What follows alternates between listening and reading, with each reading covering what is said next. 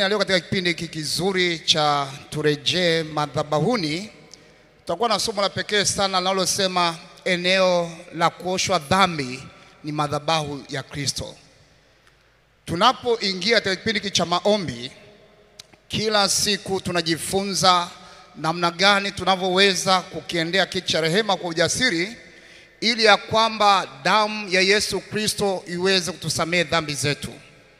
Katika somo la leo tutaangalia kisa kizuri cha Mariam Magdalena. Mariam alikuwa ni moja kati ya familia ambazo Yesu Kristo alifanya urafiki nazo, akiwa na dada yake au mdogo wake Martha pamoja na kaka yake Lazaro. Hao wote walikuwa ni marafiki wa Yesu. Lakini Mariam alikabiliana na changamoto kadha wa kadha ambazo Kristo Yesu alizikabili wakati bado walikuwa hawajafahamiana vyema. Kitabu cha Luka sura ile ya 7 inaeleza vizuri ya kwamba Mariam siku moja akiwa anataabika kwa changamoto za dhambi zake, maisha yake ambayo yalikuwa ni changamoto ambayo ilimfanya ajisikie mpweke, mhitaji, anayehitaji msamaha, anayehitaji kuokolewa, anayehitaji mguso wa maisha yake kutoka kwa Mungu. Na ndipo Biblia inasema kitabu kile cha Luka sura ya 7 ule mstari wa 36, neno linasomeka hivi. Maandiko yanasema hivi: mtu mmoja katika Mafarisayo alimwalika ale chakula kwake. Akaingia katika nyumba yake yule Farisayo, nani? Yesu alialikwa. Akaketi chakulani, na tazama, mwanamke mmoja wa mji ule aliyekuwa mwenye dhambi alipopata habari ya kuwa ameketi chakulani katika nyumba ya yule Farisayo, alileta chupa ya marimari yenye marhamu, akasimama miguu nyuma karibu na miguu yake akilia. Kwa nini alie? Biblia inasema akaanza kumdondoshea miguu machozi yake na kuipangusa kwa nywele za kichwa chake, akibusubusu miguu yake na kuipaka marhamu. Basi yule Farisayo aliyemwalika alipoona vile, alisema moyoni mwake, mtu huyu kama angekuwa nabii, angelimtambua mwanamke huyu anayemgusaye ni nani, naye ni wa namna gani, ya kwamba ni mwenye dhambi. Yesu akajibu akamwambia, kumbuka ya kwamba Farisayo Simoni anawaza moyoni, hivi huyu Yesu ambaye nimemwalika nyumbani kwangu ni nabii kweli? Mbona mwanamke huyu tunafahamu uchafu wake, maovu yake tunayajua, alafu anamgusa, anampaka, anamdondoshea machozi, anamfuta kwa nywele zake, kitu ambacho ni chukizo. Inakuaje? Huyu kweli nabii? Mashaka akamjia. Wakati anatafakari, ndipo Yesu akadhihirisha uungu wake, akimwambia maneno haya: Simoni, namjua mwanamke huyu. Ni akampatia kisa hapa kwamba mbali tu ya kuwaza unavyowaza, mimi namjua mwanamke huyu. Maandiko yanasema Yesu akajibu akamwambia Simoni, nina neno nitakalo kukwambia. Akasema, mwalimu sema. Akasema, mtu mmoja mkopeshaji alikuwa na wadeni wawili, mmoja amwia dinari 500 na wa pili 50. Na walipokuwa hawana cha kulipa, aliwasamehe wote wawili. Katika hao wawili ni yupi atakayempenda zaidi? Simoni akajibu akasema, nadhani ni yule aliyesamehewa nyingi. Akasema, umesema vyema. Mwanamke huyu dhambi zake unazojua nyingi, maovu yake unayomtazama kwayo, na kile ambacho unafikiria kwamba wewe umetenda kidogo, yeye kwa kusamehewa mengi amependa zaidi. Akaendelea kusema, nilipokuja ndani ya nyumba yako hukunipa maji ya kunawa miguu yangu, lakini mwanamke huyu ameniibusu miguu yangu, ameiosha kwa machozi yake. Hicho kilio chake anacholia kwacho ilikuwa ni toba ya dhambi. Simoni huyu amesamehewa sana. Na ndipo Farisayo yule wakaanza kuhojiana wengine, ni nani huyu ambaye ana uwezo wa kusamehe dhambi? Swali likaja, kipi kilicho rahisi kwa Yesu Kristo, kuponya ama kusamehe? Tunapojifunza kisa hiki tunagundua ya kwamba madhabahu ambayo ni Yesu Kristo mwenyewe, mahali ambapo wenye dhambi wanapata rehema, wenye dhambi wanapata msamaha. Ni kisa ambacho kupitia Mariamu tunajifunza ya kwamba unapofika mahali umechoka maisha yako, umekatishwa tamaa na dhambi zako na maovu yako, hata nyakati fulani unapoomba unaona kana kwamba maombi yako hayajibiwi, nyakati fulani unalia machozi na kukata tamaa na kuamka katika magoti kusema siendelee kuomba tena, tambua jambo moja: Yesu dhambi zako na makosa yangu, maovu yangu na dhambi zangu huwa anayafuta pale tu tunapomwendea na kumtambua kwamba yeye pekee ndiye tunayemwendea kama madhabahu ya kweli, na mimi nakuwa kafara ya nafsi yangu. Alianguka miguuni pake Yesu, akamlilia Mariamu, akamfuta miguu yake kwa machozi, akipangusa kwa nywele zake, akaibusu, akaipaka manukato. Pointi ya muhimu hapa ni nini? Mariamu alikuja madhabahuni pa Yesu akiwa na toba ya kweli, akijua kuwa mahali pa kwenda sina pengine isipokuwa kwa Yesu Kristo ambaye ndiye Mwokozi. Hawa viongozi wa dini, hawa mafarisayo hawana uwezo wa kunisamehe, hawana uwezo wa kunisaidia, maana hata na wao wana dhambi zao. Ni Yesu Kristo pekee ambaye yaweza kusamehe na kufuta hatia zetu na dhambi zetu. Jambo lingine nalojifunza hapa, machozi yake yalionyesha huzuni ya dhambi zake. Uliwahi kulia kwa ajili ya dhambi zako? Umejifungia chumbani kwako, mahali ambapo unapofanyia kazi, unataka kuomba, maovu yanakujia.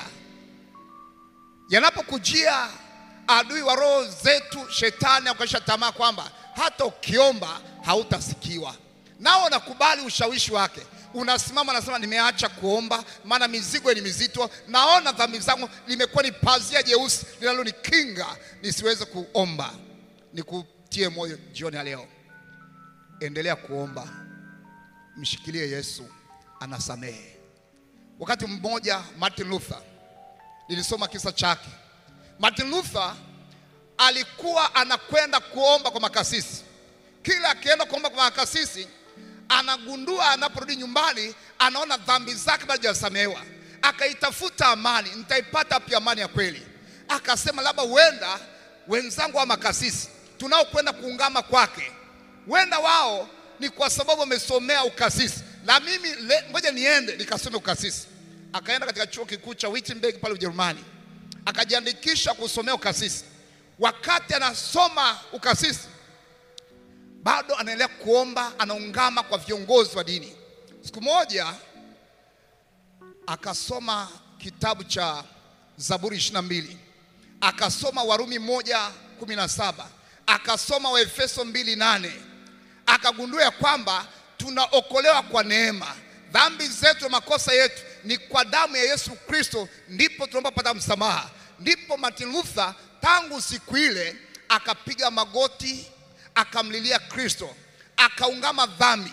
Alipokwenda kulala usingizi, Martin Luther alilala usingizi mtamu wa ajabu, akiwa huru, ameitoa mizigo yake ya dhambi, kama Mariamu Magdalena ambaye baada ya kuambiwa na Yesu ya kwamba mwanamke umesamehewa dhambi zako, akaondoka akiwa huru. Hata kama wengine wanakutazama vibaya, Kristo Yesu anakutazama vizuri. Bwana asifiwe. Labda niseme hili, tunapoingia katika maombi yetu jioni leo, tukumbuke kisa hiki. Martin Luther siku moja alikuwa na mashaka kama wewe. Siku moja akaletewa njozi, karatasi iliyoorodhesha dhambi zake za miaka mingi. Alafu mwisho wa karatasi pale kuna mkono umezuia pale. Shetani anamwambia Martin Luther, uliungama kwa Yesu, hujasamehewa bado. Aliposoma akaona maovu yake yote, akasema ni kweli, hizo dhambi zangu zote niliwahi kuzitenda. Hebu ondoa basi mkono nimalizie kusoma. Shetani akakataa kuondoa mkono. Ndipo ikamjia akasema, na kuamuru kwa jina la Yesu, ondoa mkono. Alipoondoa akakuta maandishi yameandikwa hivi, dhambi zako zote zimesamehewa. Akamshangilia Bwana, akaendelea kuomba kwa ujasiri. Hata na wewe Usikubali ushawishi wa shetani. Unapokiendea kiti cha rehema, Kristo aliye madhabahu yetu, muendee kwa ujasiri, maana damu ya Kristo inatosha. Haleluya. Niseme hili tunapokwenda katika maombi sasa. Je, katika moyo wako unajisikia kama Mariamu kuhukumiwa, kujiona ufai mbele za Mungu na mbele za watu? Yesu anakuita leo, njoo madhabahuni pake. Si lazima iwe kanisani pekee, bali pale unaponyenyekea miguuni pa Kristo, mahali pako pasiri, mahali ambapo hakuna mwingine anayekutazama isipokuwa Kristo na jicho lake pekee linapokuona. Usiogope, mtazame Yesu. Atabeba mizigo yako yote. Nyenyekea miguuni pake, maana Bwana Kristo Yesu anasamehe. Usihofu wanaposema huwezi kusamehewa. Mwambie Yesu pekee ndiye tumaini langu, ndiye neno la mwisho. Peke yake aweza kusamehe, peke yake aweza kuokoa. Napoita waimbaji hapa, napoita waimbaji hawa, tunakwenda katika maombi maalum jioni ya leo. Huenda una jambo lako ambalo miaka na miaka umeliombea, unaona ya kwamba Mungu hajafungua njia. Madhabahu yako jioni ya leo, tumwendee Yesu kwa pamoja. Peke yake aweza kubeba mzigo wako. Yeye alikuja kubeba fadhaa zetu, masikitiko yetu, maovu yetu, mizigo yetu. Tumtwike yeye pekee fadhaa zetu na mizigo yetu. Ameahidi ya kwamba nitaibeba yote. Tumbebeshe Yesu mizigo yetu. Kiwa jioni ya leo una changamoto yote, huenda ni changamoto ya mgonjwa nyumbani, umeomba umekata tamaa, umeona kana kwamba Kristo amenyamaza kimya, jioni ya leo muende kwa mara nyingine tena. Ikiwa ndio shauku yako, tunapoimba wimbo namba 188, wimbi la damu ya Yesu, tumwende Kristo, yeye aliye madhabahu ya kweli. Unaweza ukasimama mahali ulipo, kama ni kituoni pale ulipo simama. Tunakwenda katika maombi maalum, maombi ya kuendea kiti cha rehema kwa jasiri. Imba wimbo huu kwa tafakari pamoja na waimbaji hawa.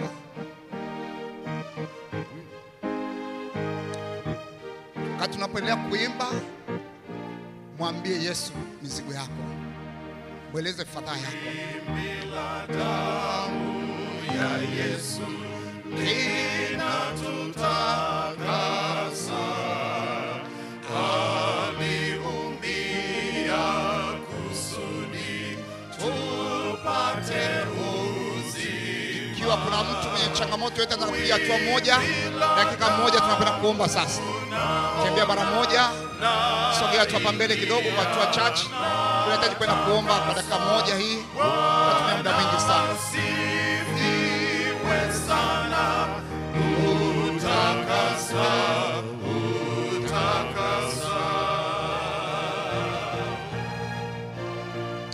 Hizo betu wa pili hapo. Damu inasema kwangu, nasikia mvuto, inasema moyo wangu utakaswa nayo. Wimbi la damu naona, naingia, natakaswa. Bwana asifiwe sana, utakasa, utakasa. Mahali ulipo tusimame tupate kuomba. Baba yetu na Mungu wetu wa mbinguni, tumetambua jioni ya leo ya kwamba Kristo Yesu, wewe uliye madhabahu yetu, tunakuja mbele zako na mbele ya utukufu wa jina lako, kujitoa upya maisha yetu kuwa dhabihu iliyo hai. Kristo Yesu, tutakase kwa damu yako ya thamani.